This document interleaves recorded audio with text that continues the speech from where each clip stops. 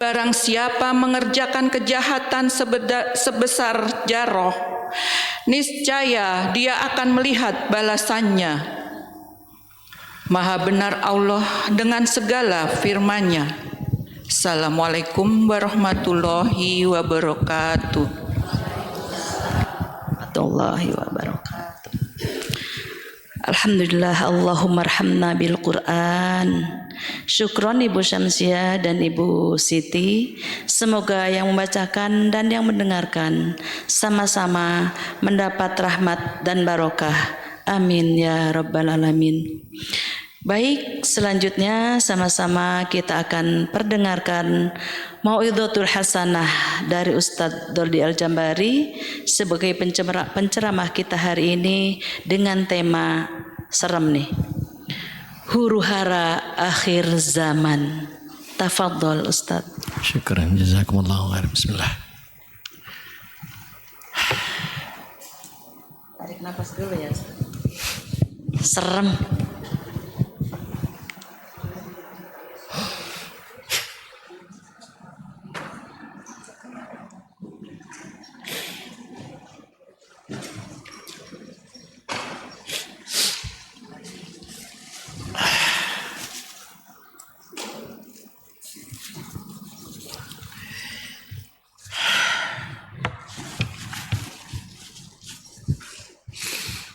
Astaghfirullahaladzim.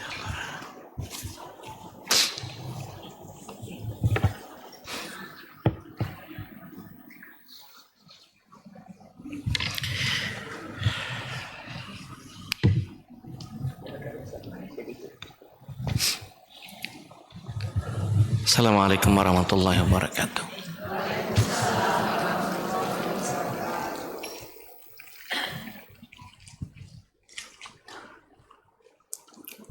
Alhamdulillah.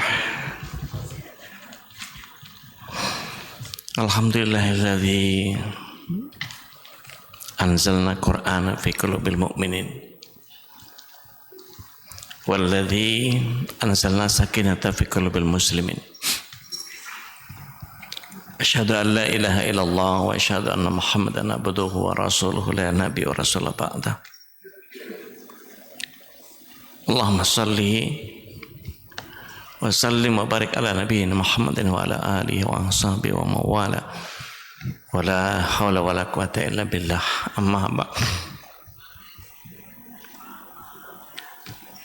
Mohon maaf Ibu, emosi saya nggak stabil.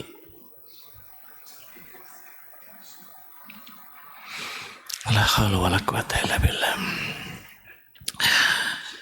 Huru-hara hari akhir atau huru-hara akhir zaman ini bagian dari akidah kita terhadap keimanan kepada Allah yang sudah punya pengaturan terhadap apa yang Allah SWT kuasai, dan kita semua senang nggak senang, mau nggak mau, suka nggak suka, pasti akan sampai kepada bagian ini. Ini akan menjadi serial panjang, Bu Caski. Jadi mungkin ini bukan pertemuan yang pertama dan terakhir seperti materi-materi yang kemarin. Jadi ini baru bab pertamanya, baru pendahuluan. Nanti diikuti sama tahapan-tahapan. Karena begini,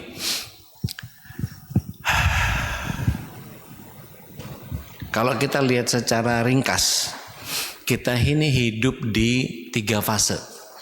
Dalam kitabnya Syekh Ashraf bin Abdurrahim, kita itu hidup di 3 fase. Fase dunia, fase barzakh, dan fase akhirat. Dan semua pasti begitu. Saya sudah pernah jelaskan waktu itu, kalau mau dirinci panjang, nggak cuman 3, tapi pada dasarnya kita cuma hidup di 3 fase itu. Fase dunia, fase barzakh, fase akhirat. Di pelajaran yang sebelumnya saya membahas tentang dahsyatnya ampunan. Masih ingat?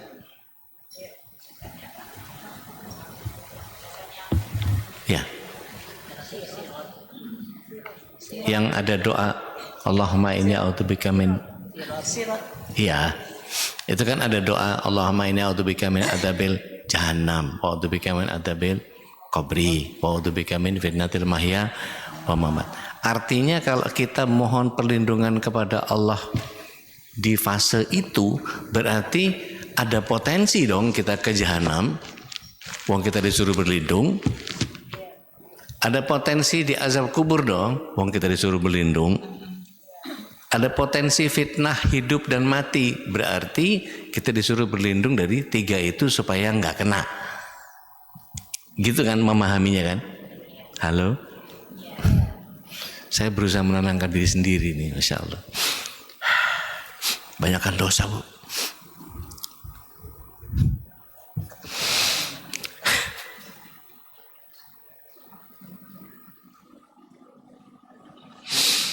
Astagfirullahaladzim, ya Allah.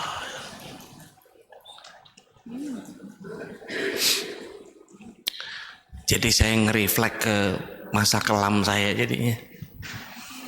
Takutnya yang kebongkar cuman bagian yang buruknya doang.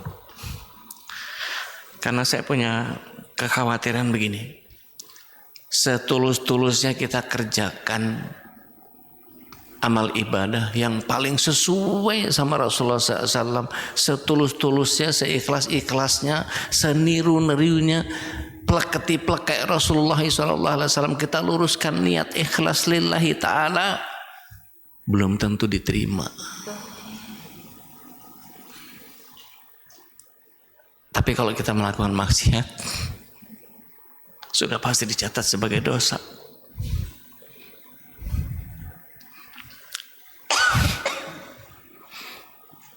Saya nggak ngerasa punya amal yang cukup untuk menyelamatkan diri sendiri. Jadi ya kadang-kadang takut mau ngajar itu kayak yang udah pantas aja ngajar. Tapi karena dituntut, karena saya punya banyak pemahaman tentang agama ini yang kalau nggak di sharing malah tambah dosa. Jadi double-double dong. Udah ketakutan kebanyakan dosa, nggak mau dakwah malah tambah dosa, adalah kepalang tanggung.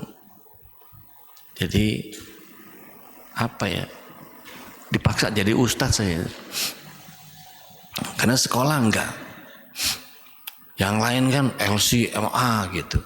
Kalau saya kan cuma lulusan SMA Katolik, belajar agamanya cuma lebih banyak talaki.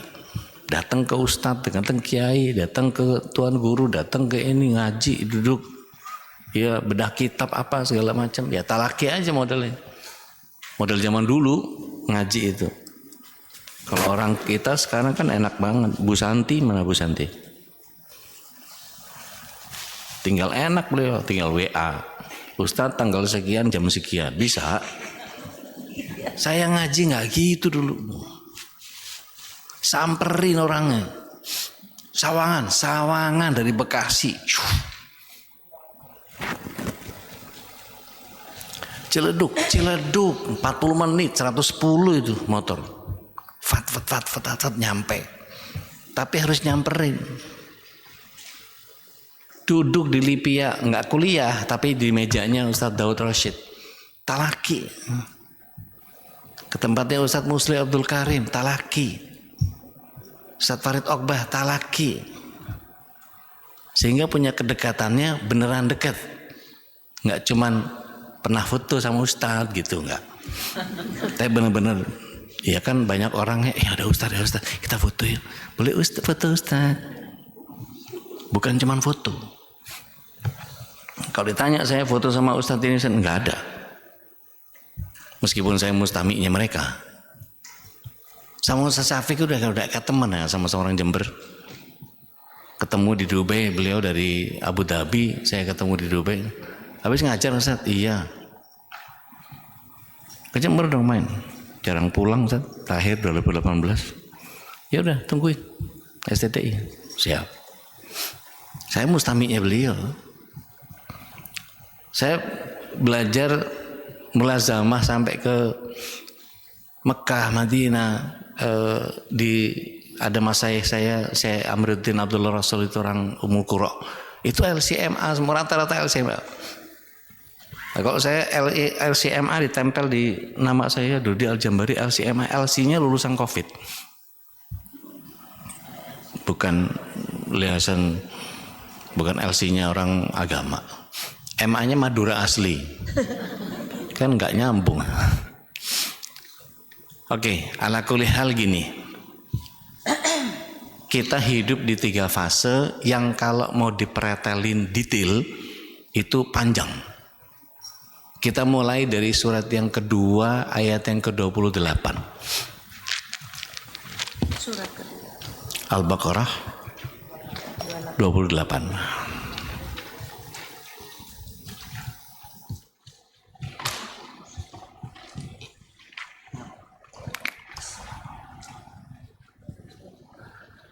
Ketemu.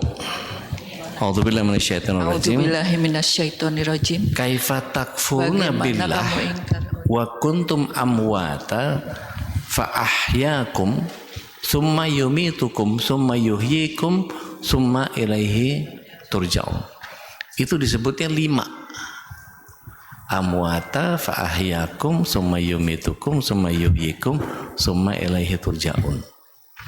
Alam roh, alam dunia itu dibagi 2. Ada perut ibu di rahim sama dunia, lahir procot cenger masuk ke dunia, habis itu dimatikan sama Allah.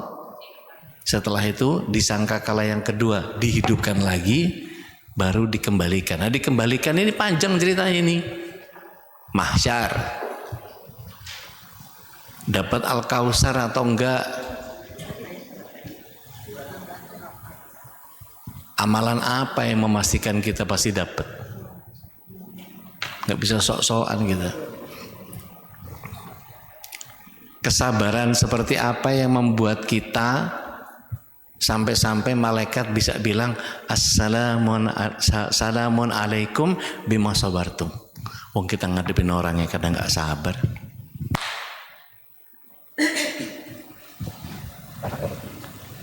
Punya kapasitas apa kita sehingga kadang-kadang suka merendahkan orang? Entah pembantu, entah orang yang ngebantuin kita, entah apapun. Saya nggak tahu nih, yang ngerapih ini marbot atau marbot biasanya. Oke. Sudahkah kita berterima kasih dengan benar ke dia? Kira-kira buat Ramadan depan, peci buat dia yang baru ada nggak? Baju kokonya ada nggak? Buat istrinya mukena yang baru ada nggak? Sajadahnya. Nah, itu yang kayak gitu-gitu tuh dimanusiakan. Jadi jangan cuma diomel-omelin doang. Mana sih kok nggak beres ya anu gini? Senangannya ngomel-ngomel. Padahal nanti kalau di akhir ayat itu tadi di ayat 7 dan 8 tadi, famaya amal mithqala dzarratin, ngomel sekecil apapun dihitung sama Allah. Alhamdulillah ini udah Sya'ban. Kalau Rajab kemarin, semua amal dilipat gandakan, semua keburukan ngeri kali. Ya, saya nggak tahu kalau ibu punya deposit kebaikan yang jauh lebih banyak dari saya nggak tahu. Yang punya jaminan garansi bahwa saya mah diterima sama Allah nggak kayak ustadz. Silakan aja, monggo aja, silakan aja. Karena yang saya yakini, amal seikhlas apapun kepada Allah, setaat apapun kepada Rasul SAW, seniru apapun, plak-ketiplak pakai dalil, berhujah, kuat, rajih, belum tentu diterima sama Allah SWT. Tapi kalau sekali kita maksiat, sudah pasti dicatat sebagai dosa. Tinggal kita merasa yakin bahwa apa yang kita kerjakan ini membalas pemahaman kita yang kemarin, yang salah-salah itu ketutup apa enggak. Jadi ini baru pembukaan aja udah curcol sayanya ngejar setoran. Jadi supaya amal-amal buruk saya yang kemarin itu ketutup sama amal soleh. Doain Bu supaya istiqomah ya. kasihan saya ya Allah. Baik, kita mulai, bismillah. Tadi saya belum rinci dari mulai mahsyar. Mahsyar nanti ketemunya sirat yang saya sudah ceritakan. Oke, ada jahanam, ada hisab, ada azab, ada mizan, ada, itu panjang tuh. Ada syafaat. Yang nanti ujung-ujungnya adalah begitu kita masuk ke kontoroh, ada neraka yang tidak kekal. Udah pernah saya sampaikan ya? Halo? Udah pernah kan ya? Neraka yang tidak kekal? Hah? Belum ya? Waduh, mundur lagi nih. Ya udah, ntar saya rinci deh. Kan ini baru kiamat, masih belum. Nanti saya rinci lagi. Jadi kalau ada yang lolos pasti di belakang saya lebih detail. Kemudian dari neraka yang tidak kekal, kemudian masuk bagian yang khalidina fiha abadan abada, baik di jannah maupun di nar, yang kemudian sebelum ke sana masuk ke kontoroh dulu. Nah, kontoroh itu kalau ada dengki di antara kita, ada hasad di antara kita, itu dibersihin di situ dulu. Karena masuk surga nggak boleh ada kotoran barang sedikit pun. Di surga itu Bu, Masya Allah, para ulama kalau ngejelasin itu, ya Allah, luar biasa.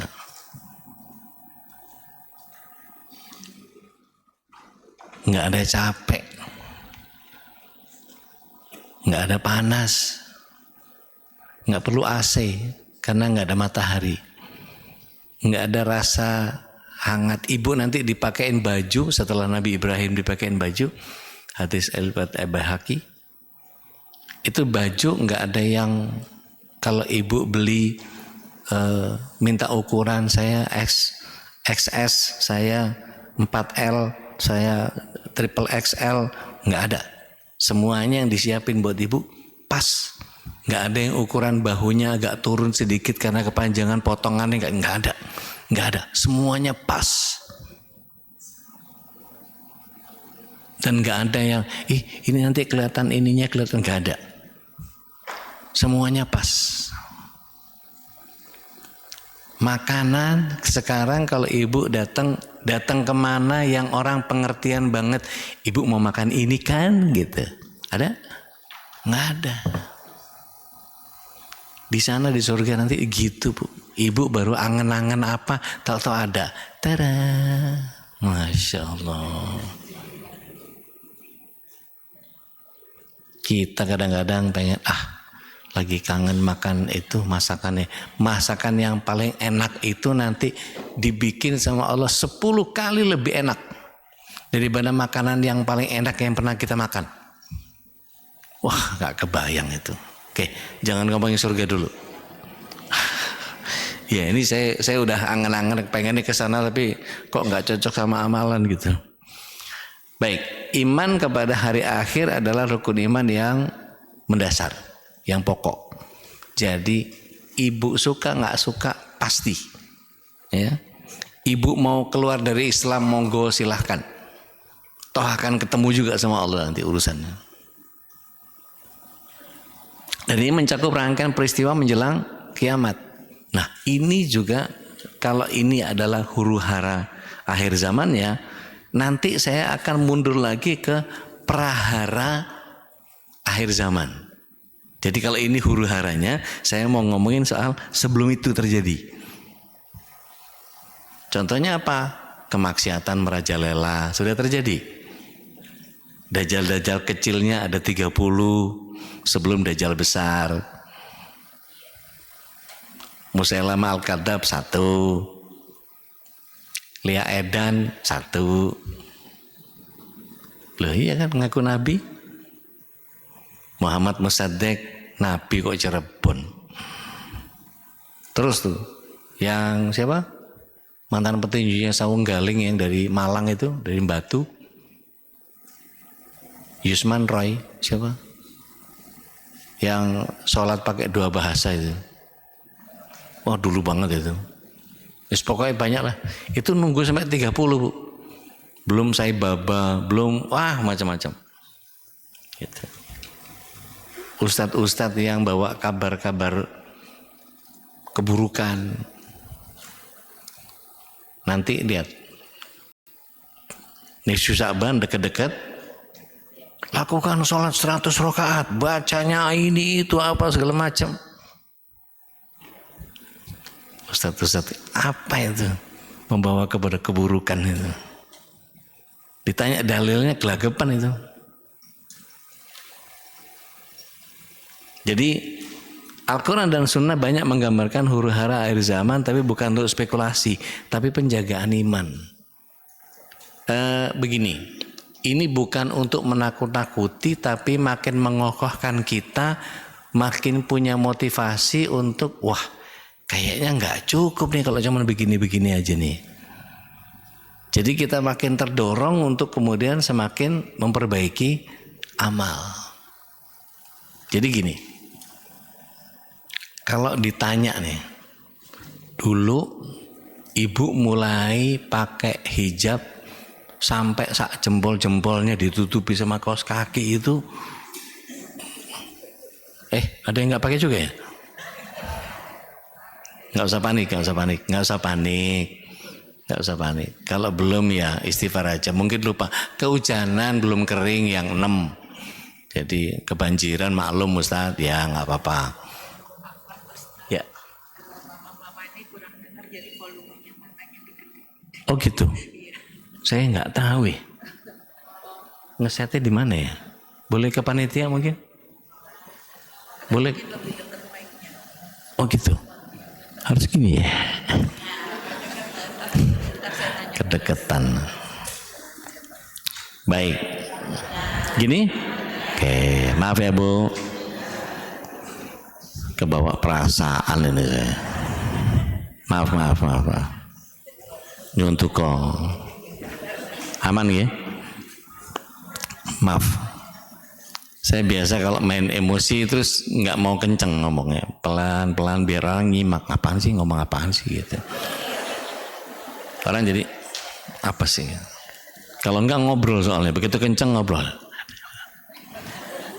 Oke, gini. Selama ini yang kita lakukan apakah tadi tidak ada garansi bahwa sudah pasti diterima? Jadi ibu mau 24 jam ngikutin Rasulullah SAW, nggak ada jaminan bakal diterima. Permasalahannya adalah kita berusaha untuk nutupin kebocoran amal atau tidak. Karena begini nanti kita bahas.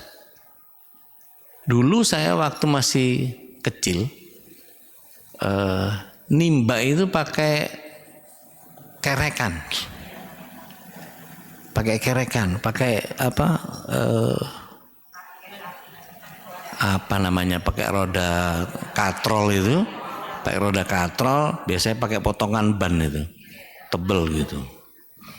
Nah itu, plung, baru tarik. Kalau embernya bocor, dapat apa?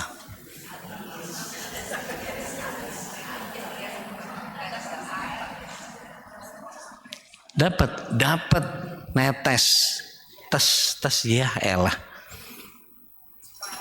Cek orang Sunda mah capi digawe teka pake. Muspro. Tahu muspro, Bu? Sia-sia. Banyak orang mengerjakan amalan-amalan seolah-olah itu ibadah, padahal tidak dihitung ibadah. Contoh, ada yang pernah dengar istilah ruwahan? Coba tanya, ruwahan itu dalilnya dari mana? Tapi kok dijalanin? Iya, tradisi kan jatuhnya kan. Perlu dipertahankan atau di stop? Gitu. Punya keberanian untuk menghentikan kebiasaan itu di masyarakat? Nggak enak Ustadz. Kalau udah mulai nggak enak, udah sampai ke sana. Nanti dibilang sama malaikat, nggak enak aku nyatetnya. Mana bisa begitu? Catat mencatat aja. Nggak mau dakwah nih orang, coret. Padahal orang yang tidak berdakwah dibilang apa? Innal insana lafi khusrin. Sesungguhnya semua manusia dalam keadaan merugi. Illa alladzina amanu, nggak cukup beriman doang nggak cukup. Wa amilus salihat nggak cukup. Tawassaw bil haq nggak cukup. Tawassaw bis sabr. Jadi 4 in 1. Saya pikir tadinya ayat itu 6. Wal asr innal insana lafi khusrin illa alladziina amanu wa amilus sholihat wa tawassaw bil haq wa tawassaw bis sabr. Saya pikir 6. Enggak taunya 3. Wal asr innal insana lafi khusrin illa alladziina amanu wa amilus sholihat wa tawassaw bil haq wa tawassaw bis sabr. Bisa dipisah? Enggak. Nabi Yunus bin Matta di kampung Nainawa, kaumnya nyembah ustar. Ustar itu kayak sphinx, kepalanya orang, badannya singa, disembah. Kelihatan, kalau orang Jawa bilang cetha welo-welo, tapi Allah nggak kelihatan. Maka orang Nainawa nggak mau nyembah Allah, maunya nyembah ustar. Nabi Yunus ngambek, susah nih orang Nainawa nih, gue tinggal sama dia. Apa yang terjadi? Allah tegur beliau. Naik kapal, singkat cerita, dia harus keluar dari kapal itu karena undian nama dia semua yang keluar 3 kali. Gak mungkin 3 kali berturut-turut, mustahil. Tapi ternyata Allah maunya gitu. Dia lompat ke laut, sudah disiapin paus biru dengan briefing, jangan dikunyah ya, dimut aja. Maka Nabi Yunus cuma dimut sampai dia mengatakan la ilaha illa anta subhanak ini kuntum minadh dhalimin. Dilepeh, balik lagi. Beliau sadar 4 ini ada 1 yang hilang. Apakah Nabi Yunus beriman? Beriman. Beramal soleh? Amal soleh. Tawassaw bil haq? Tawassaw bil haq. Tawassaw bis sabr? Enggak, wong dia gak sabar. Jadi harus 4-4-nya. Nggak sabar. Nah, masalahnya Nabi Yunus mah enak. Cuma dimut sama paus. Lah, lu siapa? Lu nggak sabar catat. Maksiat. Saya nggak sabar, rugi.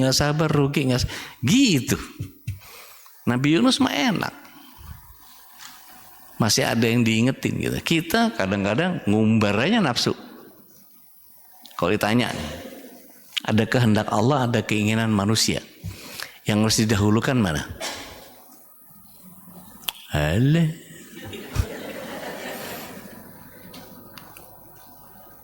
Sebagian besar akan jawab apa? Kehendak Allah. Ya, kayak orang bener ya.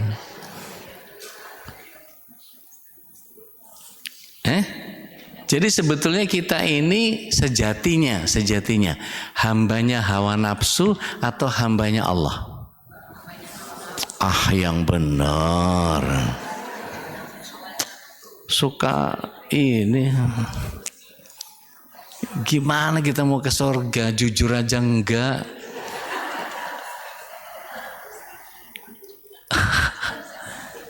Nih, saya coba kalibrasi ya. Ada 2 pilihan. Mana yang lebih bagus menurut Ibu? Pilihan pertama, Allah kabulkan permohonan dan doa kita. Oke, satu.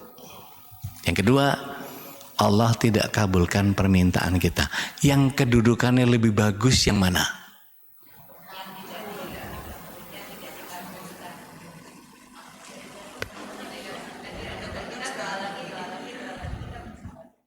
Jadi yang lebih bagus kedudukannya yang mana?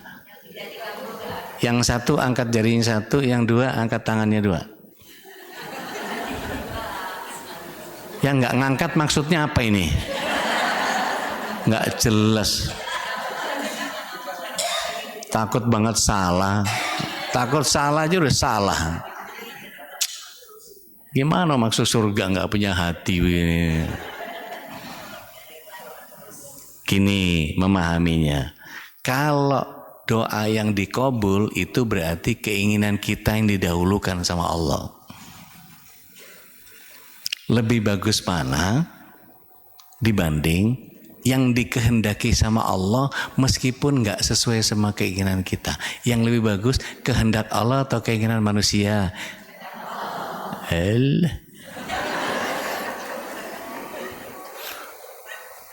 Dekat jambak nih. Jadi kadang-kadang suka nggak konsisten gitu. Nah kan jadi belok kan dua-duanya, jadinya nyari aman. Nggak gitu, mesti punya sikap gitu. Surga atau neraka? Nggak apa-apa surga dulu Ustadz ya. Maksudnya gimana? Jadi kita mesti punya prinsip bahwa saya mau ke surga. Whatever it takes. Apapun kayak.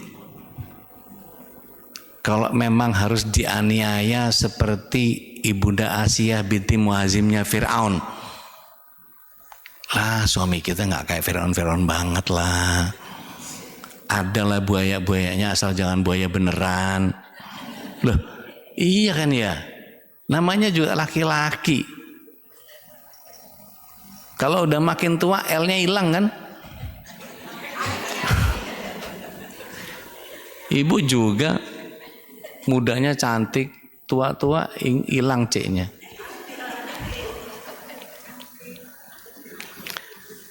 Jadi kalau kemudian kita memahami bahwa menua di usia senja ini kira-kira bekal pulangnya udah cukup belum?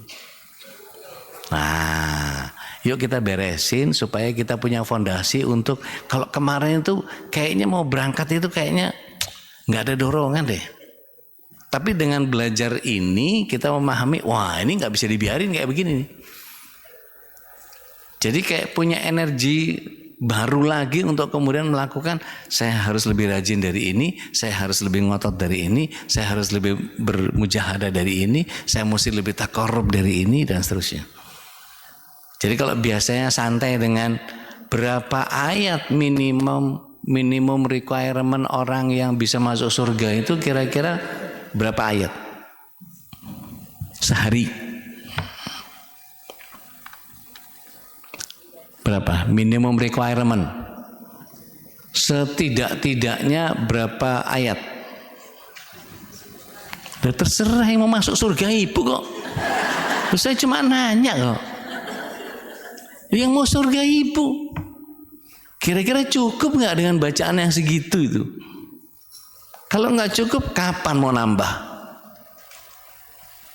Habis ini Ustadz, iya kalau ingat, kalau enggak, loh Rasul SAW, para sahabat itu gini, ya Rasulullah, kalau kami berada di depanmu, seolah-olah surga depan mata ya.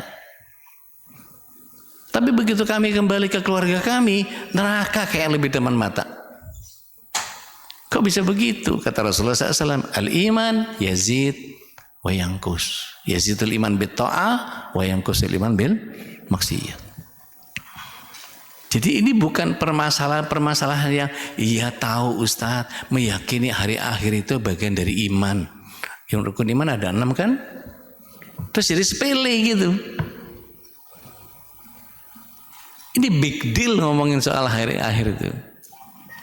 Jadi kalau kita nggak preparing dari sekarang, ada penyesalan nanti. Kan penyesalan biasanya di bagian belakangan kan? Kalau di awal kan pendaftaran. Ya kan? Nggak usah dimarahin, bunyi sendiri. Cepet banget marah loh orang-orang ini. Duh, ampun. Nggak sengaja juga dia. Iya, tadi nggak sempet ibu. Nggak usah marah-marah gitu ah. Nanti suaminya capek loh ibu. Oke, kita belajar dari definisi dulu. Secara bahasa, al-akhirah adalah yang terakhir. Atau disebutnya bagian akhir. Makanya banyak ayat yang menyatakan walal akhiratu khairu bla bla bla. Nah, bla bla blanya itu banyak. Pokoknya yang di akhir adalah lebih baik. Maksudnya kondisinya. Lebih baik bagi siapa? Bagi yang siap-siap atau bagi yang nggak siap-siap? Sudah sesiap apakah kita? Kira-kira merasa Allah maha pengampun deh, insya Allah Allah maha tahu saya udah ngapain aja. Terus sok yakin gitu dengan apa yang kita kerjakan? Jangan merasa cukup puas dengan apa yang kita kerjakan. Karena tadi amal yang paling 24 jam 100% kita hafal ngelotok semua. Doa pakai baju udah gak perlu ditanya lagi kan? Enggak, saya enggak mau ngetes, males saya. Emang enggak punya niat aja.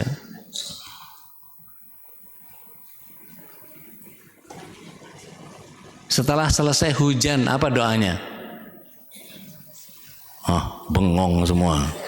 Astagfirullahaladzim. Belajar sunnah ini kayak gini nih. Pret. Begitu mulai hujan, apal semua kan? Allahumma sayyiban nafi'an, Allahumma sayyiban hani'an. Ada 2 Ustadz hadisnya. Iya. Begitu selesai hujan, anteng aja, mukanya anyep. Apa bu? Nabi siapa ngajarin kayak gitu tuh? Mutirna bifadlillahi wa rahmatih. Itu kalau selesai hujan. Pernah dengar? Kok berasa mu'alaf semuanya?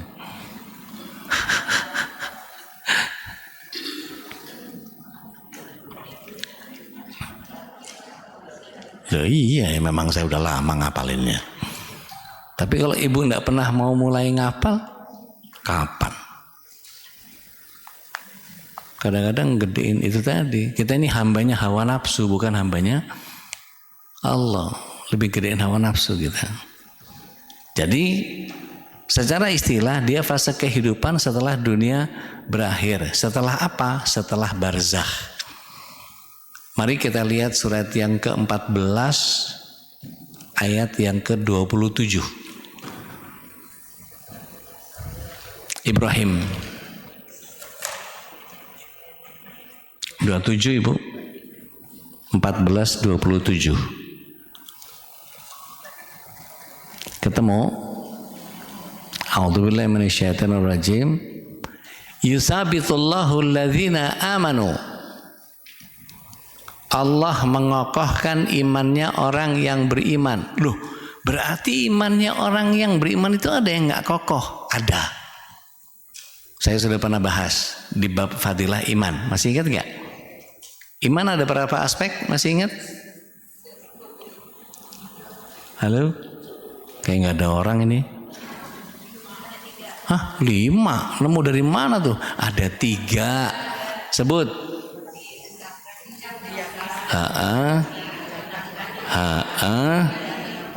Masya Allah. Itu apal namanya. Kan cuman gitu aja.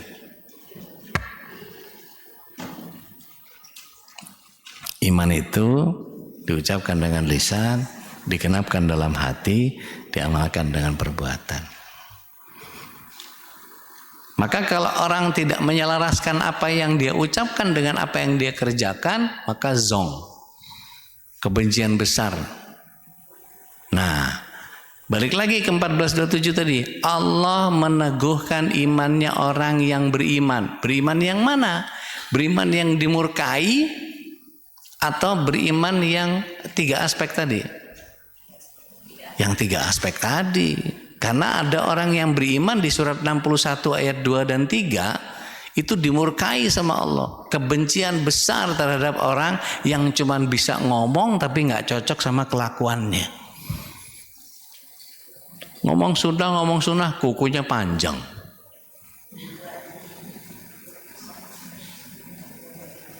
Ada kepentingan, Ustaz. Kepentingan apaan? Rasul nggak lebih penting dari urusan ente. Bu, kita kalau dapat minum botol, mungkin nggak refleks minum pakai tangan kiri? Hah? Harusnya enggak loh kalau udah ngaji mah. Ibu refleks cebok pakai kanan pernah nggak? Kenapa ngikutin Rasul nggak bisa refleks kanan?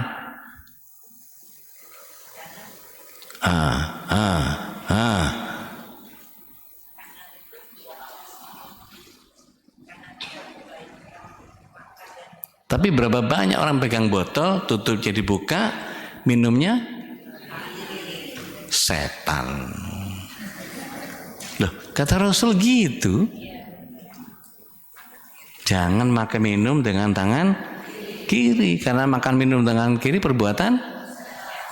Dan ngomong setan kenceng semua.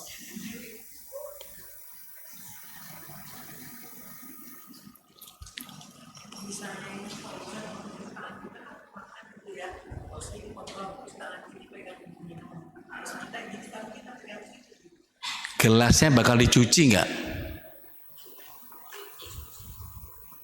Hah?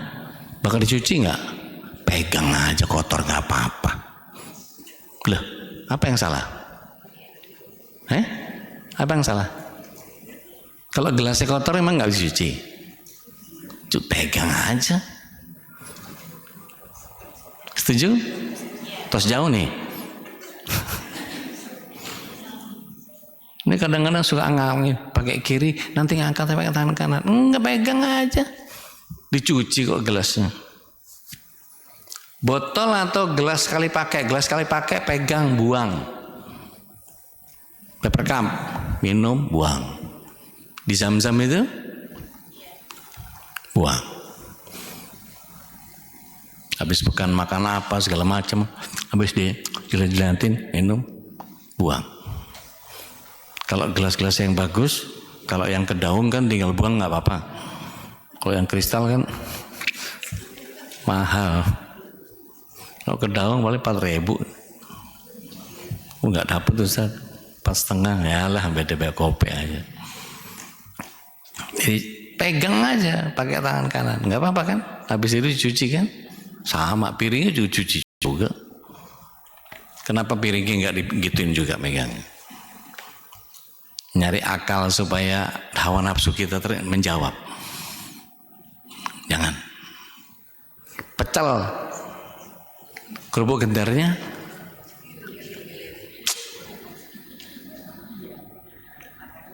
kan?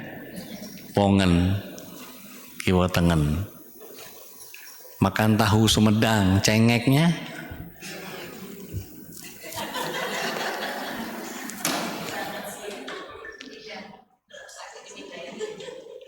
rawon, kerupuk udangnya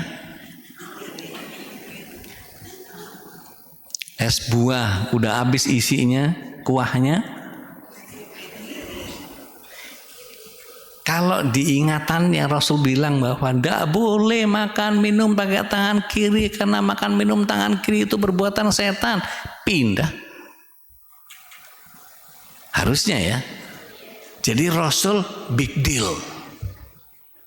Saya nanti ketemu sama Rasulullah SAW terus kita bilang Rasulullah SAW pegang panji gitu. Rasul, enggak, kamu suka ngidal.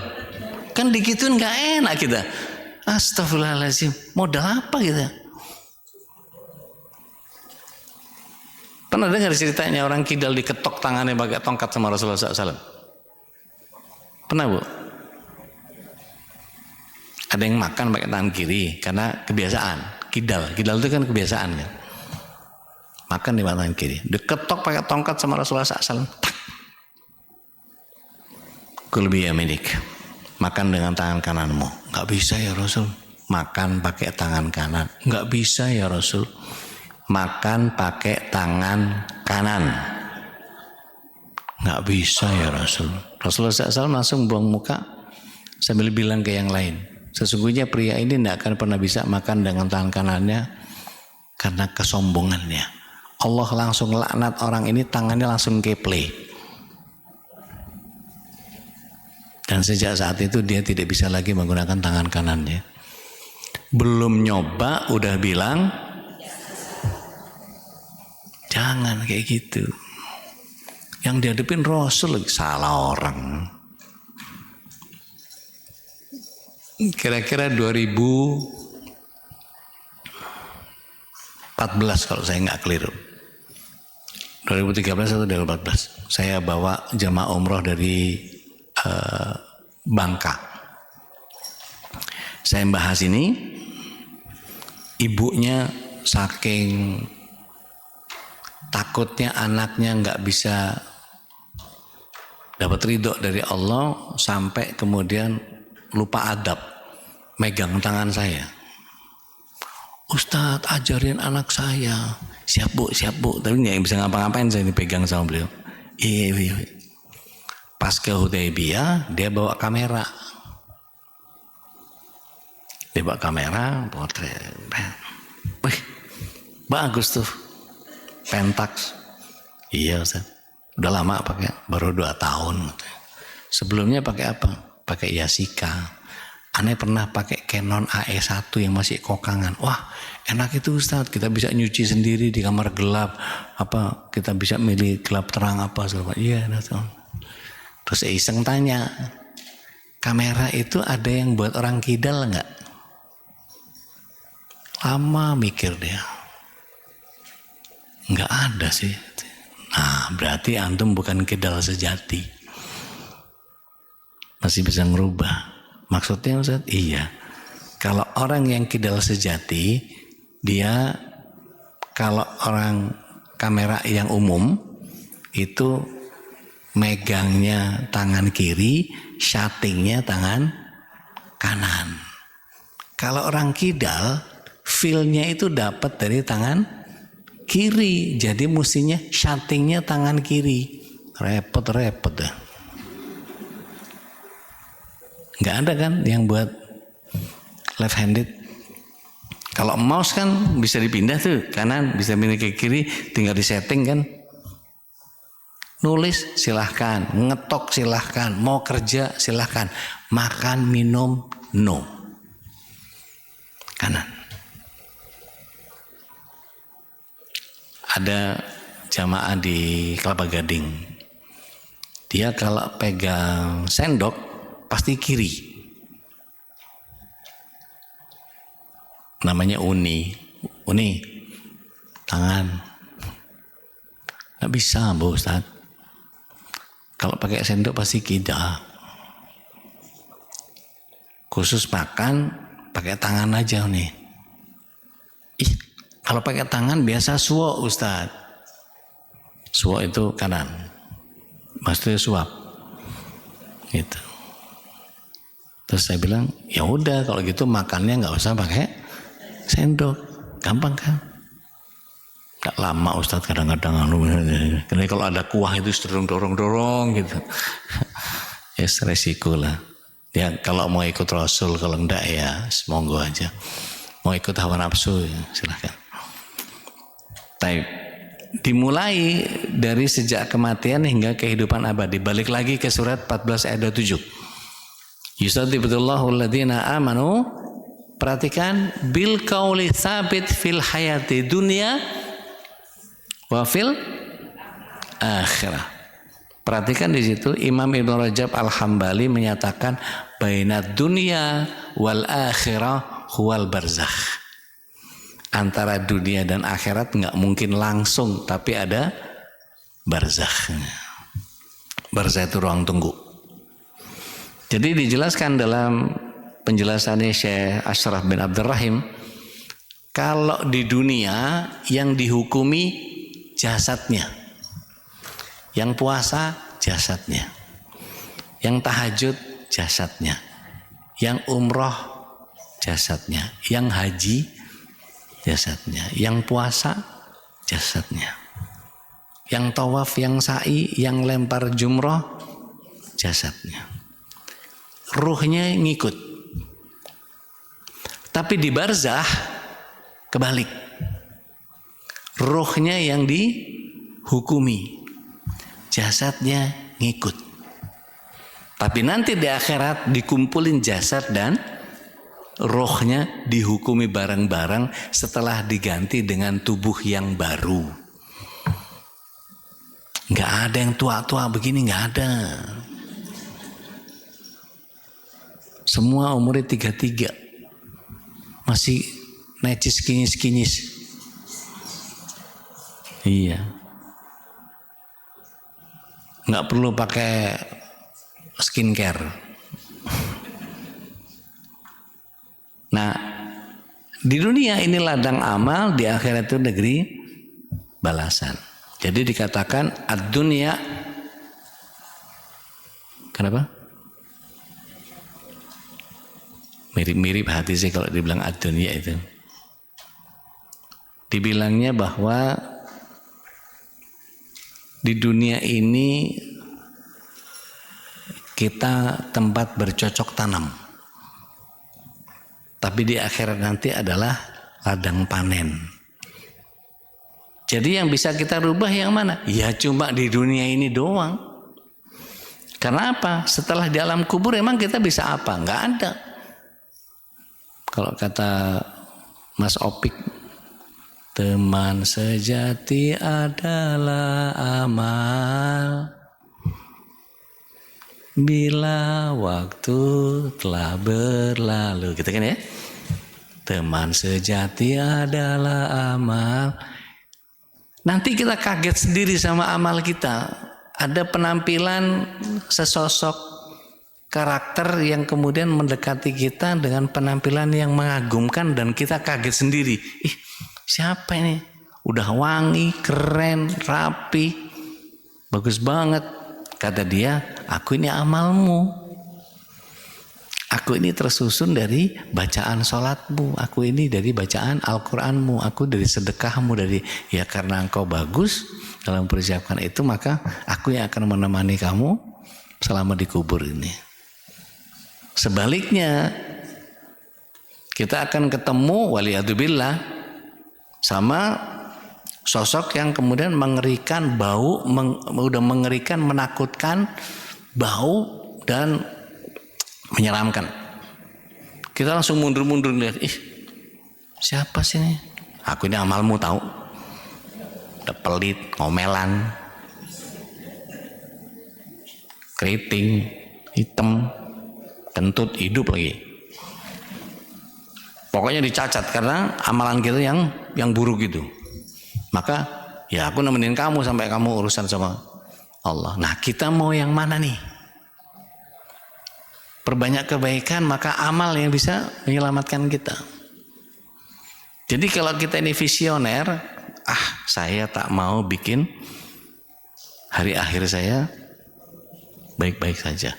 Maka apapun yang harus dikerjakan, harus keluar duit buat sedekah tiap hari, keluarin. Nggak dibawa mati, kain kafan nggak ada kantongnya, percuma, kasih aja. Dan orang yang pelitnya beneran, dia akan bagikan selama di dunia, karena dia tahu begitu dia bagikan di dunia, Allah SWT akan lipat gandakan kelak sebagai pengganti amal. Nah cuma kalau di sini kan hitung-hitungannya pakai matematika kapitalis. Disuruh sedekah buat ini, buat saya berapa? Lah, kok buat saya berapa? Beda. Kalau orang punya pemahaman tentang kebaikan di hari akhir itu jadi punya referensinya beda. Contoh, Ali bin Abi Thalib karramallahu wajhahu itu pernah dia keluar belanja dengan uang sekitar 6 dirham, 6 keping perak. 6 keping perak itu kalau duit kita sekarang per kepingnya 80.000. Apa 100 ya? Pokoknya saya hitung konvensional 80.000. 1 keping perak. Dia bawa 6. Dia bawa 6 keping, ketemu sama fakir. Fakirnya minta, "Tuan, sedekah Tuan." Kira-kira Bu, kita kalau bawa duit 6 kali 80 itu berapa? 400? 480. 480 itu pecahannya gimana? 400, 100 ribuan, 50, 20, 10. Gitu ya? Oke. Nah, cita-citanya udah gak bener juga. Ngajarin gak bener. Sering ngaji loh padahal. Tapi begitulah kita, hamba hawa nafsu. Ali gimana? Nggak gitu Bu. Ali ngapain? Ali keluarin 6-6-nya. Dikasih semua. Nyoh PNKP. Apa yang terjadi? Dia yakin sama Allah Ar-Razzaq, padahal itu duit buat belanja keluarga. Kira-kira mana ada suami yang berani begitu? Keluar dari rumah, bawa duit 480.000, ketemu sama fakir, kasih semua. Kira-kira berhadapan sama istrinya gimana dia? Gak dikeprak sapu, dah alhamdulillah itu. Keyakinannya Ali mendatangkan rezeki. Sebelum sampai rumah, tetangganya,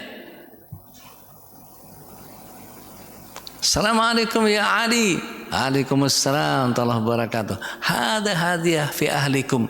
Ini hadiah buat keluargamu. Gembolan makanan. Dibawa pulang ke rumah. "Assalamualaikum." "Kok cepet Bi?" "Iya, nggak jadi belanja." "Ini dari mana?" "Dari hadiah." Buka, lebih dari 6 dirham. Ada yang beraninya Pak? Nggak berani. Wong hamba hawa nafsu. Gitu tanya, kehendak Allah. Pret. Itu tadi ngeluarin malah 10.000 doang malah ya, nggak bener. Istighfar boleh loh ya. Jadi dikatakan bahwa ad-dunya mazratul akhirah. Dunia itu ladang untuk kemudian panennya di akhirat. Jadi kalau kita sudah punya proyeksi itu, nggak apa-apa deh. Saya habiskan semua harta saya di dunia, yang penting Allah nyatet itu sebagai amal ibadah saya.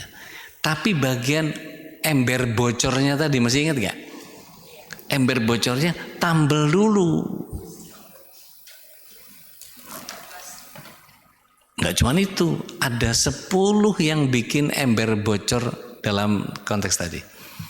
Kita udah berdoa nggak nyampe, kita udah ini nggak bisa. Ternyata banyak amal-amal kita yang nggak nyampe gara-gara ada 10 hal yang jika kita kerjakan satu, nanti akan dibikin ruwet sendiri hidup kita sama Allah. Mau diapalin atau dicatat? Saya sebut cepat 10, habis itu kita catat, kita perhatiin satu-satu. Syirik, lalai sholat, durhaka kepada orang tua, zina yang belum tertobati, rizki haram, judi, khamar, rusak silaturahim, kikir, gibah. Nggak apal, iya kan mau saya ulang, tadi kan baca cepet. Nanti kita perhatiin satu-satu. Yang pertama syirik. Syirik yang seperti apa? Baik syiriknya kecil maupun syirik yang besar. Syirik kecil itu kayak apa? Dulu waktu masih ada majalah Femina, langsung bukanya halaman 87. Nah, kan apal kan? Banyak yang kepancing ya. Libra pasti ini.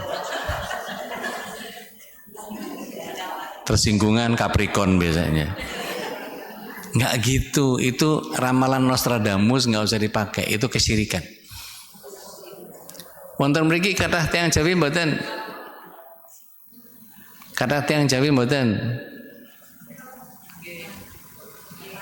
Kathah mboten? Oh, kathah meneng ae. Orang Jawa itu kalau begitu lihat kupu-kupu berarti sebentar lagi ada pret. Ada burung gagak berarti pret. Itu tahayul begitu tuh kesyirikan.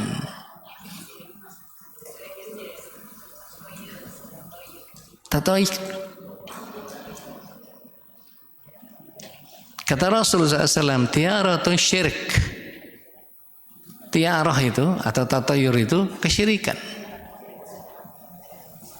Belum lagi apa? Mohon maaf, kalau yang tersinggung mohon tersungking senyumnya ya. Riya. Riya. Kepengen dilihat. Dari kata ro'a. Pada saat kapan? Pada saat menentukan baju yang dipakai buat besok. Saya lebih keren pakai baju yang mana ya? Hati-hati. Hati-hati. Kalau gamisnya ini, setelannya ini, berarti jilbabnya yang ini. Itu sampai kaos kaki, ciput, manset, ya Allah. Nggak ketemu mansetnya, tuker warna.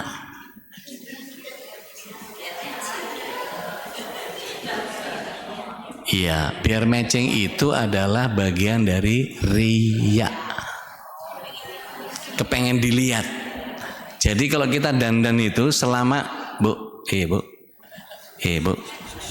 selama kita pakai baju itu kepengen dilihat sama orang, kayaknya keren dipakai ini. Kepengen itu begitu lihat orang Masya Allah keren banget. Berarti riya. Ya udah seala kadarnya aja. Apalagi milih warna, kayaknya yang ini pengajian yang lalu udah yang ini. Belum tas, aduh. Bu, saya pengen tanya, jawab jujur. Tas itu butuhnya berapa sih?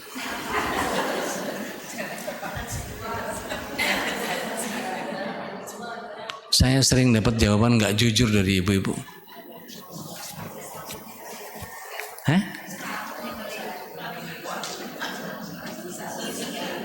Jadi kalau minimal harus punya itu warna apa? Terus saja. Nggak bisa banget dipancing ya. Astagfirullahaladzim. Udah ya kita tutup aja yuk. Udahlah males ya. Ya Allah. Hamba hawa nafsu bener ini. Istighfar aja gak apa-apa Bu ya. Sambil istighfar. Maksudnya abis ini kalau ngelihat tas jangan tergiur. Nanti kita akan masuk ke yaumil hisab. Dihisab semua tasnya itu.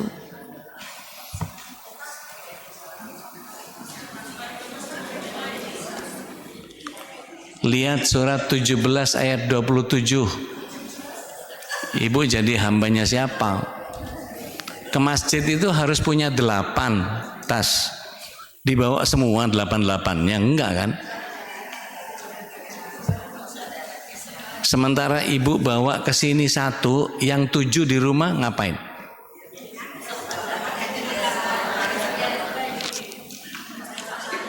Astagfirullah. Ngaji terus ngeyel juga gitu. Ini lama-lama nggak diundang saya ini. Ustadznya mulutnya pedes ya. Bodoh amat. Ketemu? Coba.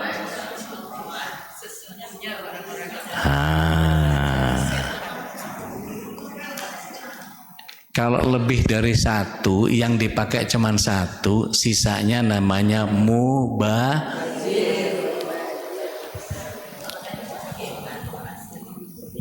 Ibu bawa satu yang di masjid, yang di rumah berapa? Yang di rumah berapa? Bukan buat besok lagi. Saya nggak nanya besok. Umur ibu nggak nyampe besok juga, nggak tahu kita.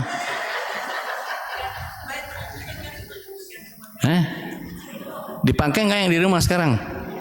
Mubazir. Loh, ayatnya bilang jangan lihat saya, lihat ayatnya. Innal mubadzirina kanu ikhwana, saudaranya setan. Kan besok masih dipakai Ustaz, terus aja ngeyel. Saya cuma ngingetin doang. Tugas saya cuma tawasobil haq, tawasobis sober. Ibu nggak mau dikasih tahu, ya wis, nggak apa-apa. Saya tinggal bilang sama Allah, udah saya kasih tahu, mereka aja tambeng. Gampang. Tuh nggak berasa udah mau jam 11 aja nih. Baru bagian pertama ini. Oke, penyebutan hari akhir dalam Al-Quran banyak bu. Disebutnya yaumil qiyamah, yaumuddin, as-sa'ah, al-qari'ah, al-haqqah, yang tadi dibaca al-zalzalah, at-tamatul kubra. Ini cuman istilah yang buat jadi khazanah buat kita, bahwa disebutnya bisa macam-macam.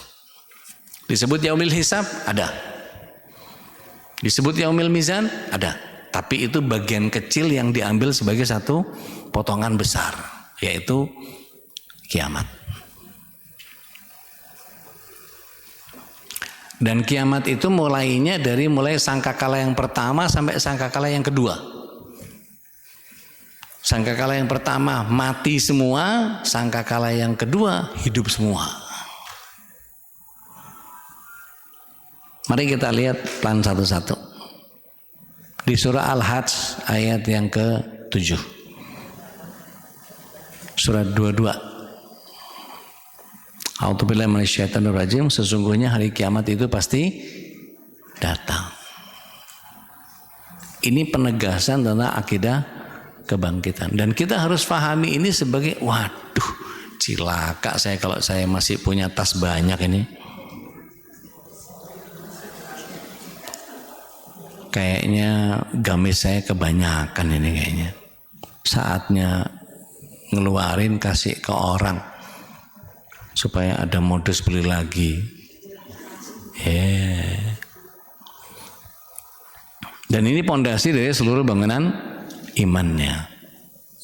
Jadi makna huru haranya di mana Ustadz? Menjelang kiamat itu dikenal sebagai fitnah dan malahim.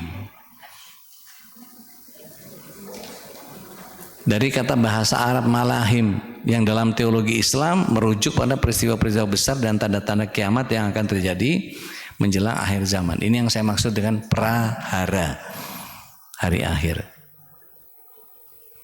Nah, istilah ini sering digunakan untuk literatur Islam menggambarkan konflik, perang, fitnah, gejala sosial politik yang jadi indikator dekatnya hari kiamat. Ini bukan sekedar malaikat, tapi lebih ke arah narasi tentang peperangan atau pertempuran yang esoteris yang melibatkan makhluk gaib seperti malaikat dan setan. Nah, kalau sudah masuk ke sini, ini seru bu. Nanti bagaimana kata Rasul Sallallahu Alaihi Wasallam, semua batu dan pohon akan teriak. Kebayang nggak bu? Ada pohon ngomong, ada batu ngomong di akhir zaman tuh. Dia ngasih tahu, ada Yahudi di belakangku, ada Yahudi di belakangku, kecuali satu pohon. Gharqat. Pohon gharqat itu dibudidaya sekarang di Israel. Saya November 2 tahun yang lalu sempat ke sana, dan itu mereka sedang budidaya. Kan kadang-kadang kalau nemenin istri nyari gorengan itu kadang-kadang sampai ke situ-situ. Iya, nyari gorengan depan masjid, Masjid Haram, Masjid Aqsa. Dari korengan jauh banget Ustaz. Jadi dikenal sebagai fitnah dan malahim ini bukan hanya kekacauan fisik, bukan hanya kekacauan yang rusaknya nilai dan orientasi hidup, tapi dikenal sebagai kebenaran dan kebatilan itu nyampur. Orang salah dibilang benar, orang benar dibilang salah. Udah mulai belum? Ini tanda-tanda akhir zaman. Nah kalau kita baca hadis panjang tentang Jibril alaihissalam mendekati Rasulullah SAW sampai ngadu dengkul dan kemudian menepuk paha Rasulullah SAW, itu hadis Jibril dibilangnya, menanyakan tentang ciri-ciri kiamat itu apa, bagaimana seorang budak melahirkan majikannya, bagaimana orang-orang Arab yang telanjang membangun gedung tinggi, Dubai, Abu Dhabi, tempat-tempat maksiat itu ternyata adalah tempat-tempat yang sebetulnya adalah tempat-tempat yang dilarang atau dilaknat sama Allah dan Rasulullah SAW. Belum lagi, waduh, banyak banget itu cirinya, banyak banget. Nanti saya coba setelin video yang saya buat berdasarkan literatur itu, nanti baru kelihatan tuh. Ada Ya'juj Ma'juj, bagaimana Dajjal turun dan seterusnya, itu panjang Bu cerita itu. Oke. Istilah fitnah di dalam nas, di dalam dalil, ujian dan cobaan. Bahwa kemudian kata fitnah itu bisa juga difahami sebagai membakar, ya, memfitnah emas, itu maksudnya membakar emas supaya terpisah antara mana yang murni emas sama yang mana yang bukan emas. Jadi fitnah itu untuk membuktikan mana yang mukmin, mana yang munafik, mana yang beriman, mana yang tidak beriman.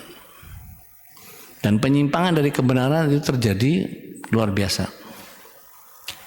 Azab dan peringatan segala macam. Nanti saya urut tuh kapan ad-dukhan. Rasulullah SAW begitu lihat mendung langsung khawatir. Ini jangan-jangan ad-dukhan. Zaman Rasulullah SAW. Kenapa begitu melihat?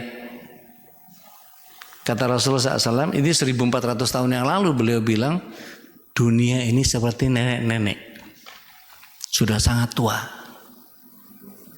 Itu 1400 tahun yang lalu, lah apalagi sekarang. Tinggal kita bagaimana memahaminya secara benar. Ada hadis tentang fitnah. Dikatakan akan datang fitnah, ujian-ujian. Maka sikap terbaik kita menahan diri. Bahkan kata Rasulullah SAW, kalau fitnah itu mulai berdatangan, kata Rasulullah SAW, beliau menggunakan diplomasi yang sangat cantik. Pertahankan sunnahku meskipun dengan gigi gerahammu. Maksudnya gimana? Gigi geraham itu jepitannya paling kuat. Ibu pernah nonton film sirkus barok yang dari Perancis? Perempuan dikasih bantalan karet sama besi, terus digigit, ditarik ke atas, nggak pakai pegangan. Bisa melintir, bisa muter-muter, bisa pentalitan.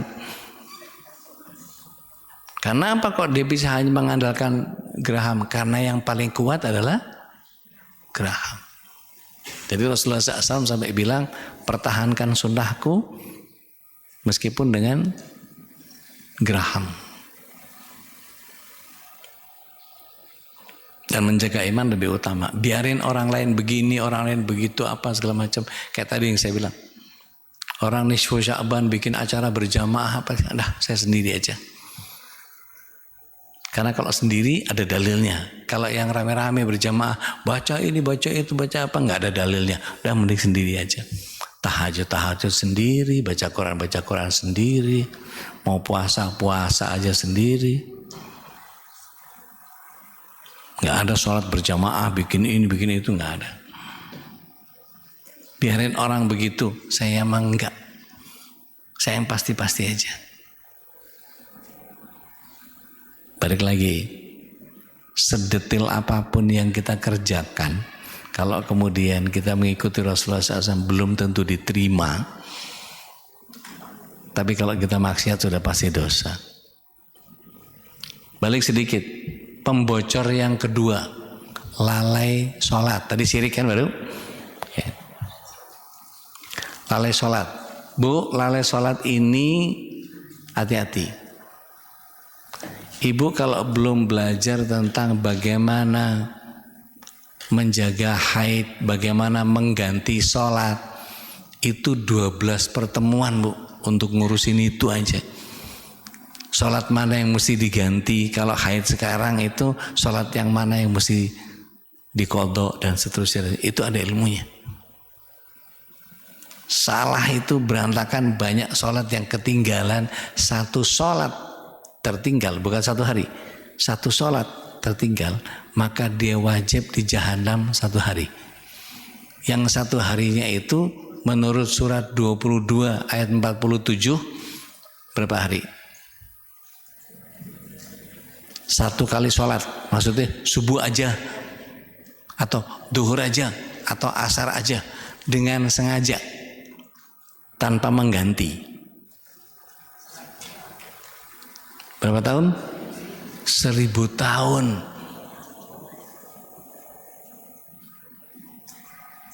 Maka lalai sholat yang dimaksud, Rasulullah SAW mengatakan begini, ibu mau dengar, ibu nggak mau dengar, pokoknya saya sampaikan, bodo amat, nggak ada urusan. Man sami'an nida'a falam ya'tihi fala sholata lahu illa min udhur.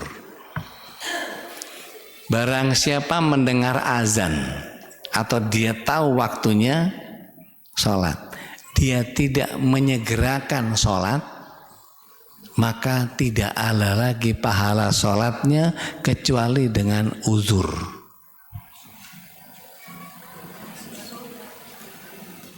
Ngerti nggak? Ibu nunda sholat, nggak ada uzur nih, nggak safar, nggak hujan, nggak banjir kayak kemarin.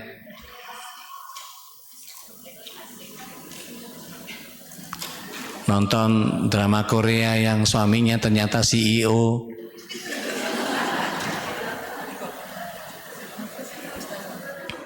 Drama Cina ya? Ibu lebih hafal dari saya. Yang tadinya tukang bakpao ternyata CEO, pura-pura nutup. Observasi Bu, kan harus bicara pakai data kan? Kata teman-teman begitu, ya udah. Jadi kalau kemudian dilakukan seperti itu, yang terjadi, waduh, gara-gara drama Cina nunda sholat tanpa uzur.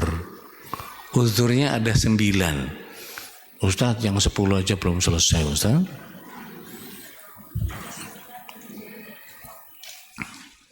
Uzurnya ada 9.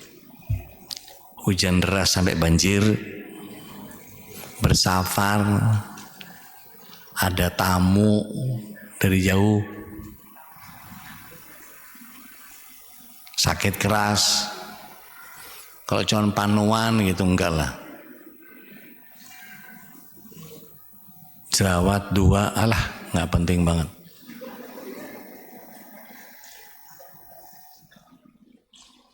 Ada makanan terhidang, ngantuk atau tertidur, ada barang hilang,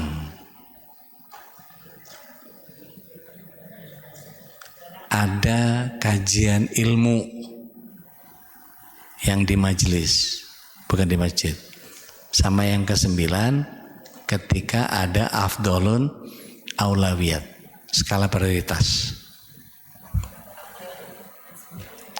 Afdalun aulawiyat, skala prioritas.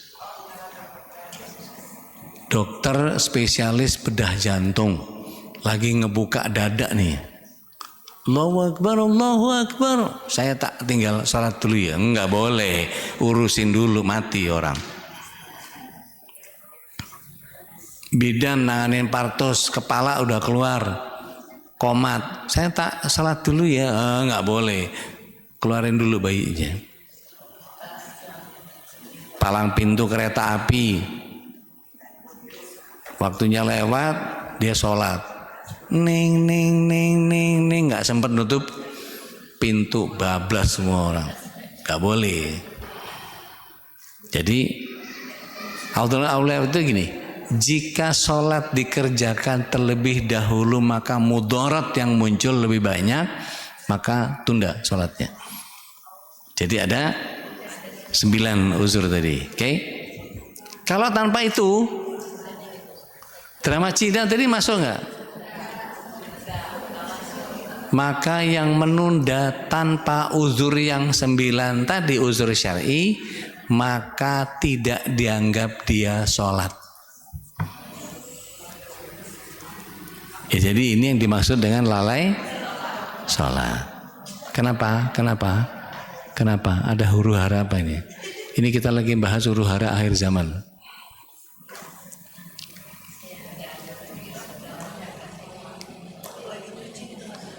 Hah? Ngitung waktu nggak? Mulai nyuci jam berapa? Ngerendam berapa menit?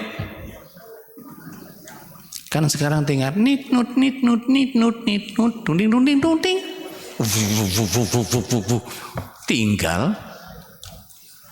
Ada masalah apa sama nyuci? Apa ibu masih pakai papan penggilisan yang gitu? Enggak lah. Udah nudin ring begitu semua sekarang. Tinggal masak, ngitung. Wah, ini ada pesanan misalnya. Ini mesti ngerjain jam sekian. Asar jam sekian. Berarti ini siapin dulu, yang ini dirajang, yang ini apa, udah pas. Begitu sholat habis itu terusin lagi. Ngatur waktu. Jangan tanggung maaf ya Allah ya, enggak gitu. Yang ketiga, durhaka kepada orang tua. Bahkan tidak mendoakan di tiap sholat itu bagian dari kedurhakaan.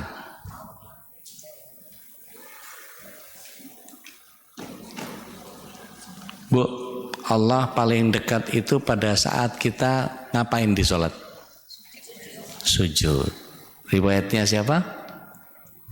Nggak tahu, Ustaz. Al-Hakim.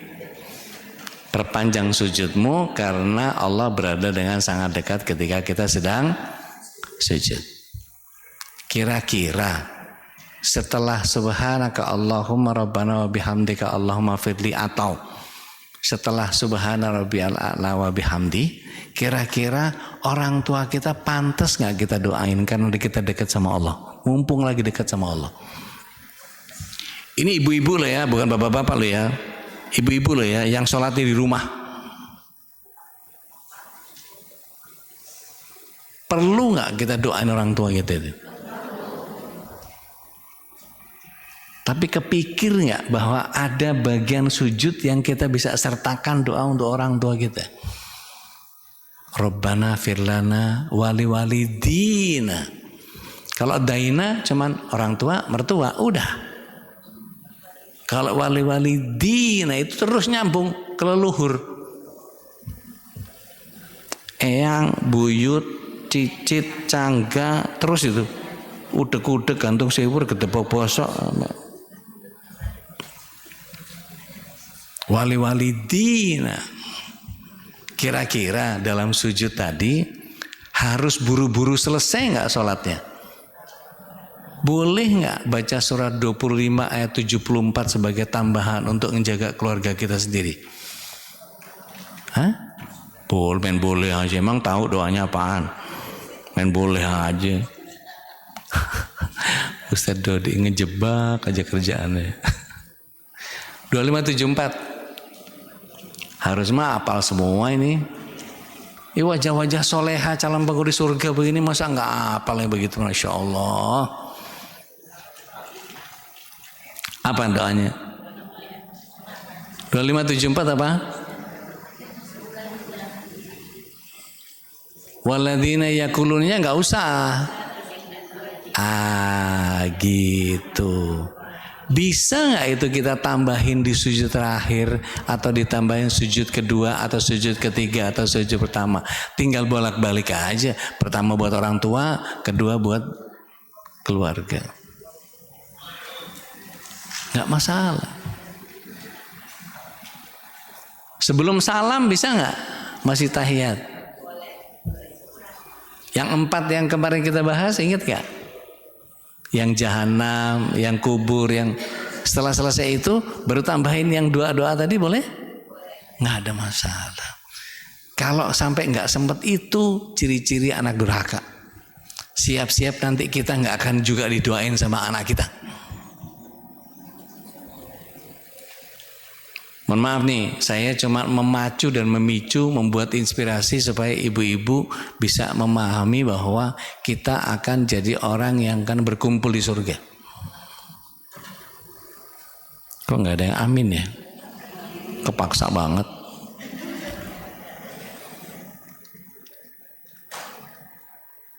Siapa yang masih ingat nama kakek nenek dari bapak dan kakek nenek dari ibu? 1, 2, 3, 4. Kakek nenek dari bapak, dari ibu. Dari ibu kakek nenek, dari bapak kakek nenek, berarti ada 4. Kalau mertua sih enggak lah, susah. Kalau ibu sudah mulai enggak hafal, siap-siap cucu kita enggak akan ingat kita. Loh, gitu. Mohon maaf ya, saya agak bangga sedikit karena apa? Ibu saya, bu, saya suka nggak enak ganggu orang ngobrol.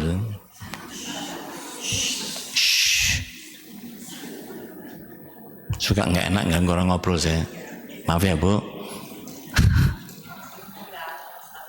Alhamdulillah saya dibuat bangga sama keluarga saya karena ibu saya, Allah yarham, itu sering cerita. Eyangmu yang ini, buyutmu yang ini, Mbah Anu, Mbah ini, disebut semua. Itu dulu begini.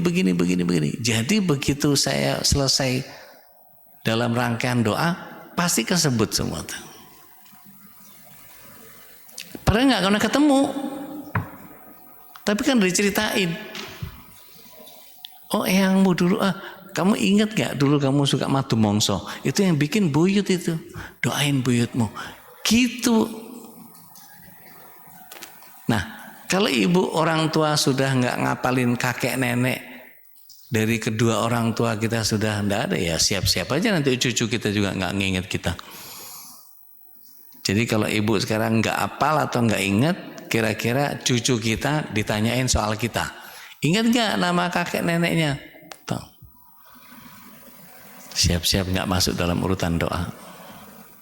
Karena gak semua orang, gak semua ustadz juga ngajarin yang Robbana firlana wali walidina. Kebanyakan doa buat orang tua.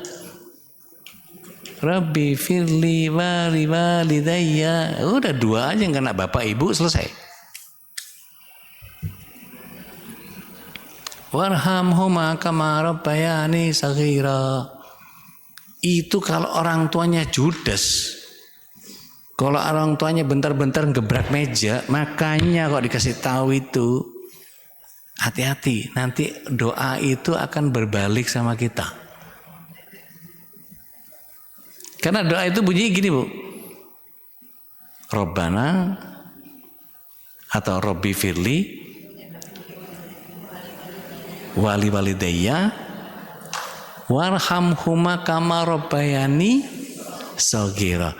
Ya Allah, ampuni saya dan orang tua saya dan perlakukan mereka sebagaimana mereka memperlakukan saya waktu saya kecil. Bisa gitu nggak? Kalau dikasari, dibalas apa kita sama Allah? Makanya biru. Masih ada yang begitu nggak? Orang dulu begitu, Bu. Nangis, bang, nangis. Saya anak kolong, Bu. Bapak saya mayor angkatan darat. Nangis gitu. Das. Rem kopel, Bu. Keren loh. Sekarang anak-anak cuma dikasih tahu doang. Nanti gak dikasih HP. Ya gak dikasih HP. Dulu rem kopel dihajar, bletak. Nangis makin tambahin. Seringan-ringannya hajaran di rumah itu pakai penjalin. Tahu penjalin gak, Bu? Rotan yang ada 8 terus muter dijalin jadi satu buat tebahnya kasur. Dulu kan nggak ada lateks, kapok, kelamaan nggak dijemur udah kimpes, banyak bangsat, jemur gebuk-gebuk, dardor. Jadi kangen masa kecil. Sekarang pakai lateks, nggak boleh kejemur ya Pak. Alah, nggak dapat hawa. Oke, ala kulli hal. Makna malahim. Kita balik dulu ke yang keempat. Zina yang tidak ditobati. Dulu waktu pertama nikah, pacaran atau enggak? Pacaran Ustaz. Sudah ditobati atau belum?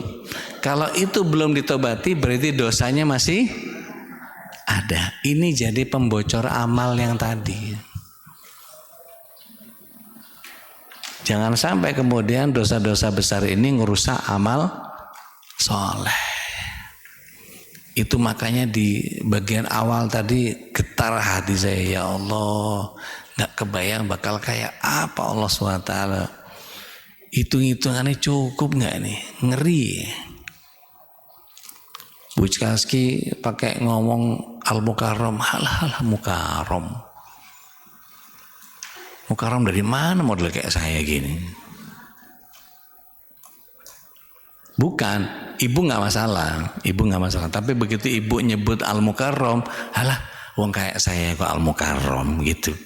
Sayanya gitu loh.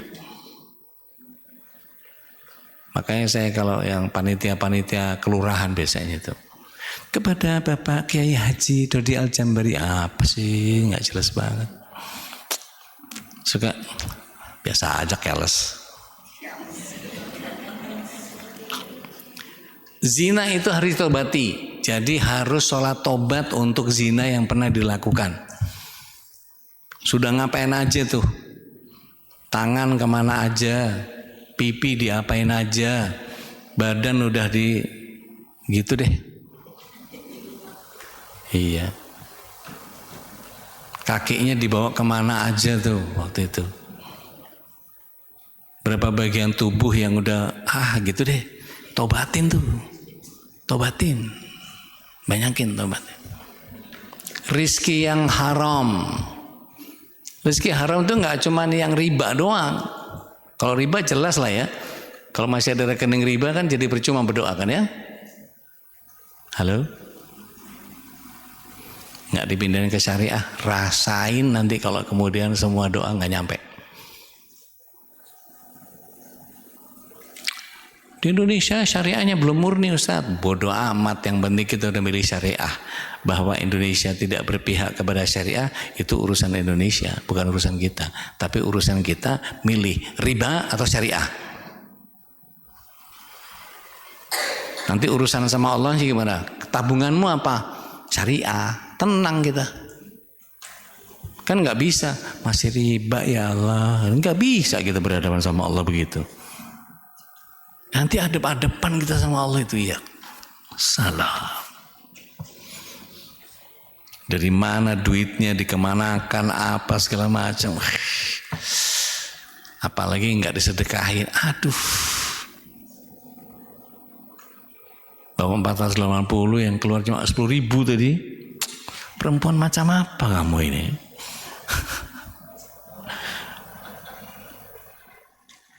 Yang rezeki haram itu yang kelima itu tidak hanya soal riba, goror bisa. Goror itu kalau bahasa Jawanya goro, apa? Bohong. Ini kita buat apa? Buat dana bantuan ke Aceh Tamiang sama apa Sibolga sama Padang Panjang. Begitu udah selesai masih ada sisa. Ibu-ibu kita makan-makan ya. Lu enak nggak boleh begitu. Itu rezeki haram. Sekerat udang lobster yang kita makan hanya gara-gara mungutin duit orang itu. Na'udzubillahi min dzalik. Kan panitia capek juga Ustaz. Halah, secapek apa sih? Balik lagi, seluruh amal yang kita kerjakan belum tentu diterima. Tapi maksiat kita sudah pasti dicatat sebagai dosa. Yang keenam,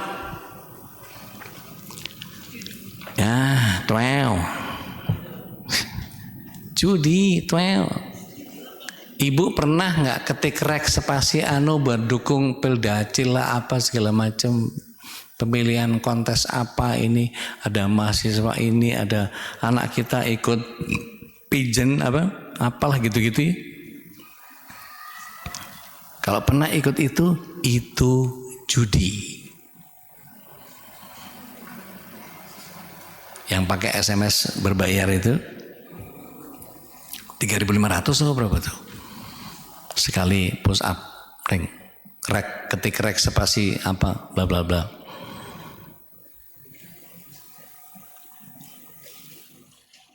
Rezeki haram itu bisa datang juga dari ibu nggak ngajarin pembantu untuk kemudian memperbaiki akad. Ya, ke tukang sayur. Bang, sop-sopan 20.000, gini. Tiba-tiba lihat, kayaknya bawang putih kurang deh. Bang, 1 ya. Dia langsung balik badan. Haram tuh.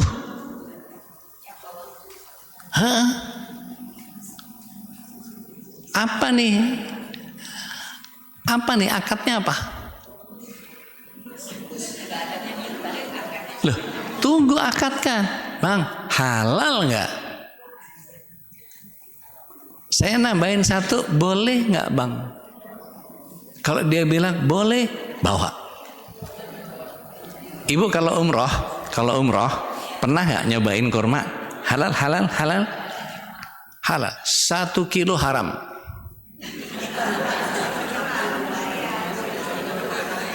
Satu halal, 1 kilo haram. Halal sekilo. Kenyang kurma kita. Kemudian belanja di warung Tegal, makan di warung makan Padang, akadnya batil jika tidak ada pengganti akad berupa menu.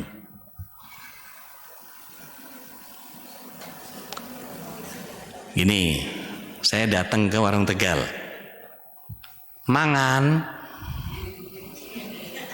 Loh, ya orang warung Tegal kan mangan pak. Ya, karo apa? Kan pakai touchscreen kan? Nongol sepiring tuh. Orek karakia udah nongol. Berapa nih? Berapa? Bayarnya berapa? Harganya berapa? Nggak jelas kan? Akadkan. Pirang ya? 15, bayar engko ya. Kerupuk siji pira? 2.000 mangan. Nanti bayar 17.000, udah ada akad. Loh, terjadi akad. Atau Bu, lihat menu. Pergedel 5.000, rorek sekian, telur sekian, sayur pare apa segala macam. Udah ada di situ semua stated. Sama kayak kalau kita ke ala carte di mana, mau ke Tawan, mau yang fast food itu, tunjuk, bayar. Ada akad. Rumah makan Padang, kapan akadnya terjadi? Kalau sudah ada, saya pernah masuk ke Payakumbuh pertama buka. Akadnya kapan? Maksudnya Pak, loh, ini kan saya mau makan. Saya mau makan, tapi saya mau tahu ini yang saya makan ini berapa. Dan akadnya jual beli kan? Kalau jual beli nggak bisa, makan aja dulu. Harus terjadi akad, harus antarodin. Nah, sejak saat itu saya bilang, gini ya Mbak, saya penyelia halal. Saya timnya Bawe Haikal Hasan, saya dari MKI, saya pembina. Jadi saya tim fatwa juga di MKI. Kalau mau tulis bikin menu, ada price listnya. Orang baca, orang nggak baca, bodoh amat. Pokoknya akadnya sudah tergantikan dengan menu. Khalas. Sehingga orang pasti halal. Bahwa dia nggak lihat itu urusan dia, tapi yang penting sudah diakadkan sama si penjualnya. Gitu. Jadi makanan yang kita makan itu belum akad, batil. Kebayang nggak tuh? Ayo loh, berarti makan makanan haram, barang siapa makan makanan haram maka tempatnya layak di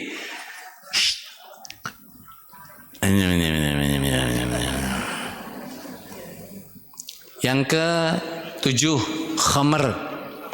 Jangan coba-coba makan di Sushi Hero.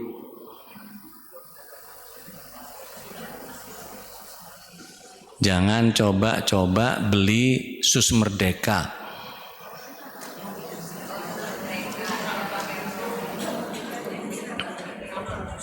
Saya nggak tahu, Monami Bakery sudah halal belum? Monami Bakery. Karena dulu tuh Tamani Cafe, Starbucks, Optik, pokoknya satu grup itu. Nah, Monami itu setahu saya dulu belum halal.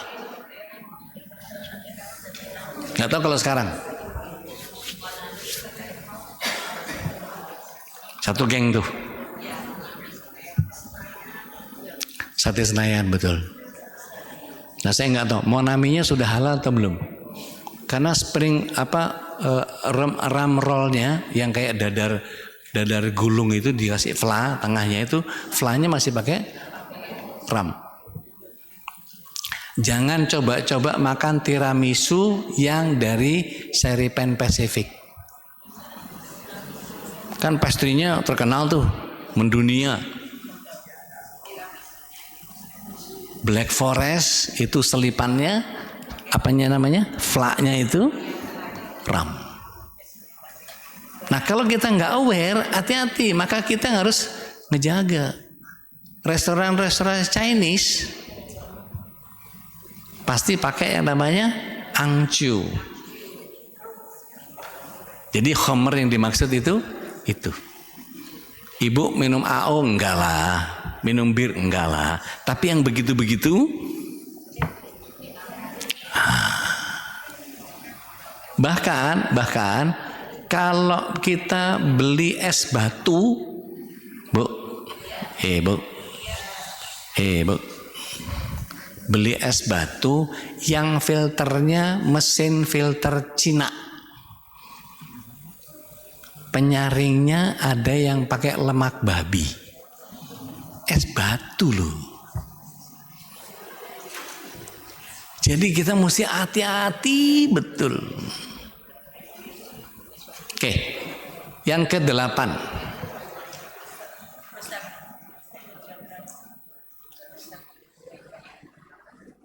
Iya cinta. Masih ngajar sayang. Masih ngajar sayang. Habis ini. Iya. Iya, harusnya ya. Ya. Wassalam. Kenapa Bu? Udah 8 kan? Rusak silaturahim yang ke-8. Jangan harap saya akan menginjakkan kaki di rumahnya Tante Anu itu. Nggak boleh. Forgiven but not forgotten. Boleh nggak Bu? Nggak boleh. Itu namanya dendam. Yang ke-9, kikir. Kikir itu ibu-ibu biasanya pakai buat manicure pedicure. Kikir kuku. Kikir kalau buat ngikir kuku nggak apa-apa, tapi kalau buat jadi sifat jangan. Bukan alat kikir ya, tapi kikir dalam pengertian kalau kata orang India yang lama di Bandung namanya meregehese, cap jahe, kopet, koret, pelit, nyengkelet. Kok kecek orang awak sampilik kariang. Lah iya ada orang awak sih kok ndak? Hah? Sampilik kariang ya. Buntut kasiran katanya. Medit cerek. Oke. Yang ke-10, gibah. Gibah itu makan daging saudaranya sendiri. Jadi keluarga besarnya Sumanto. Apapun makanannya, minumnya, maaf ya, minum air putih kalau saya. Soalnya udah manis. Alah, gak penting banget. Oke. Asbabun nuzul ayatnya, ayat ini turun merespon kondisi nyata, tapi lafaznya bersifat umum. Berlaku lintas zaman sampai kiamat. Contohnya Ar-Rum 41. Kita cepat aja. Habis ini mau duhur. Ar-Rum 41. Surat 30, 41. Mohon bantu saya baca Bu. Ya, Ar-Rum 41. Surat 30 ayat 41.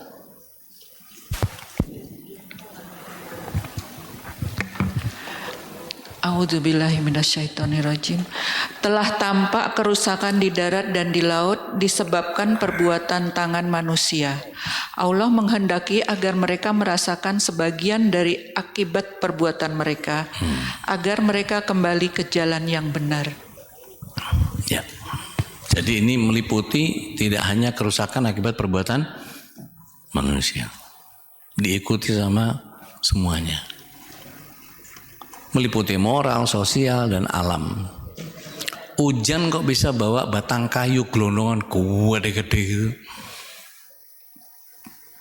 Itu isyarat huru hara akhir zaman. Kalau asbab urut dari hadisnya disampaikan sebagai sebuah peringatan, sering menjawab pertanyaan para sahabat. Kapan ya Rasulullah? Apanya yang kapan? Pertolongan Allah. Maka Rasulullah SAW menyatakan bahwa pertolongan Allah itu dekat. Jadi pendeknya gini, pada saat kapan Allah itu ada?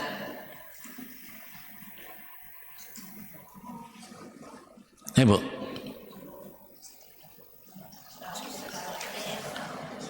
saya ulang, pada saat kapan Allah itu ada? Oh masa, tapi tadi tasnya beli lagi. Masa Allah setiap saat ada? Buktinya waktu beli tas nggak ingat Allah. Oke, Bu, nih kalau saya pinjem salah satu HP Ibu yang bisa dibuka terus baterainya bisa copot gitu, ada nggak? Masih ada nggak? Masih. Kira-kira kalau udah dicopot baterainya, casingnya dibuka, baterainya dicopot, kira-kira sinyalnya masih ada nggak? Masih ada sinyalnya. Tapi HP-nya nggak bisa nerima. Jadi Allah tetap ada sampai kapan? Sampai kita mau connect sama Allah. Ingat lagunya Bimbo nggak? Engkau jauh, aku dekat. Gitu, tergantung kita mah.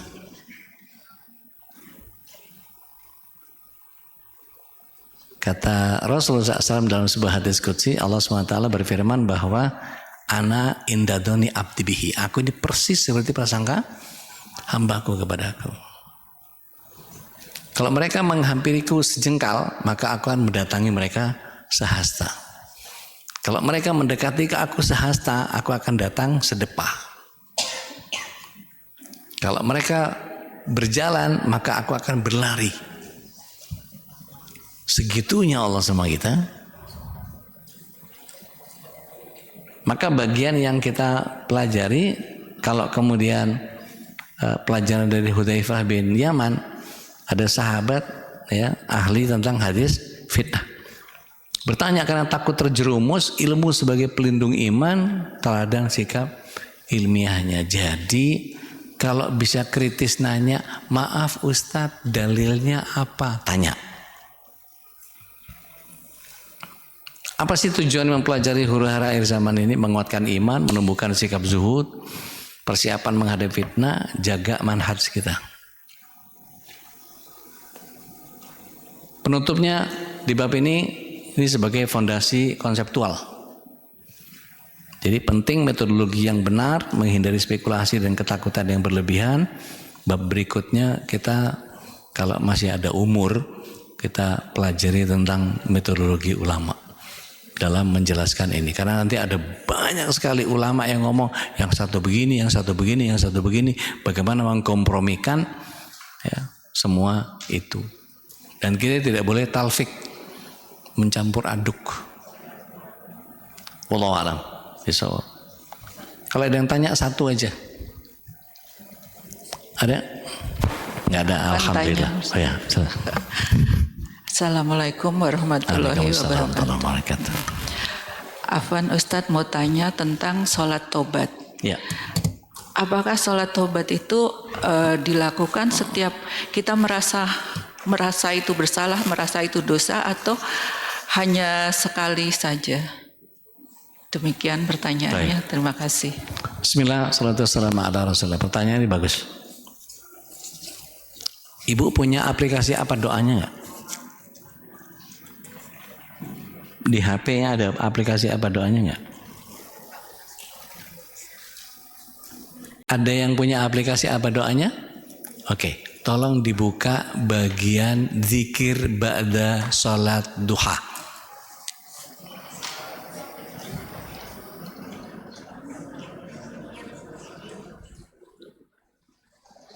Jadi sholat duha itu disebutnya sama Rasulullah SAW, sholat duha, sholatul awwabin. Sholat duha itu adalah sholatnya orang yang bertobat. Jadi sholat duha cukup nggak sekali?